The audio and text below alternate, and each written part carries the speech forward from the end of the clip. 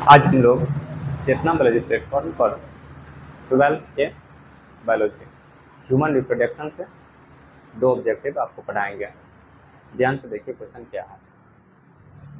पहला क्वेश्चन है, अंडाशय द्वारा उत्पन्न मादा युग्मक है, यानी कि अंडाशय द्वारा उत्पन्न मादा युग्मक है, मतलब अंडाशय में किस प्रकार का मादा युग्मक निर्माण होता है। इसमें 4 ऑप्शन दिया है।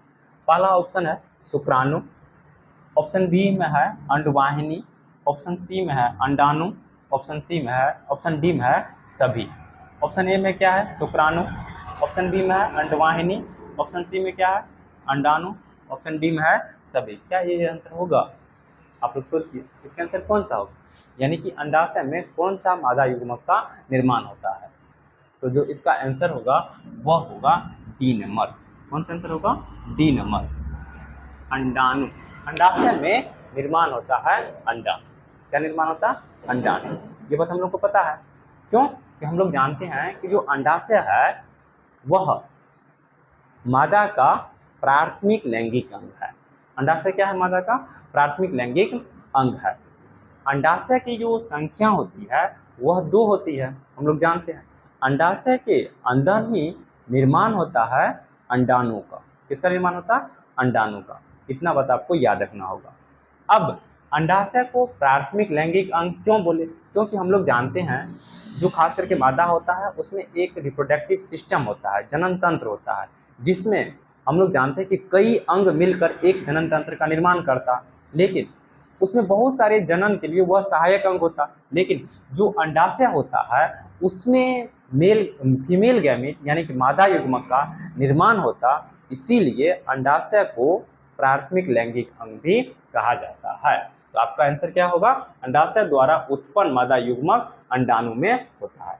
दूसरा क्वेश्चन सुनिए, लीडिक कोशिकाएं पाई जाती है।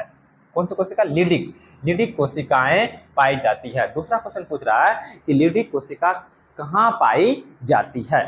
तो ऑप्शन नंबर ए है यकृत में, ऑप्शन नंबर बी है वृषण में, ऑप्शन नंबर सी है ब्रीक में, डी में है सभी। बताइए इसका आंसर कौन होगा? 5 से 10 सेकंड बताइए। देखिए इसका जो आंसर होगा वह होगा बी नंबर ऑप्शन, यानी जो लीडिक कोशिकाएं पाई जाती है वह वृषण में पाई जाती है। कहाँ पाई जाती है?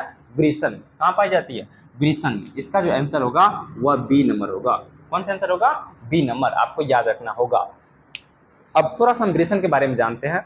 हम लोग जानते हैं जो वृषण है, वृषण की संख्या 2 होती है। वृषण संख्या क्या होती है? 2 होती है। अब हम लोग जानते हैं मानव का जो मेल है, मेल में जो खासकर पुरुष है उसमें भी मेल रिप्रोडक्टिव सिस्टम होता है, नर जनन तंत्र होता है। अब नर जनन तंत्र है, अगर उसको मेल रिप्रोडक्टिव सिस्टम है तो उसमें कई अंग होगा, कई अंगों को मिलकर एक अंग तंत्र का निर्माण करता है। तो रिप्रोडक्टिव सिस्टम में भी बहुत सारे अंग है, तो वह लेकिन रिप्रोडक्शन में, जनन में हेल्प करता है। लेकिन खास करके ये वृषण है, हम लोग जानते हैं वृषण में निर्माण होता है किसका? शुक्राणु का। शुक्राणु क्या है? मेल गैमेट है। तो हम लोग जानते हैं जो भी अंग में शुक्राणु यानी कि नर युग्मक का निर्माण होगा उसको प्राथमिक लैंगिक अंग कहा जाता है।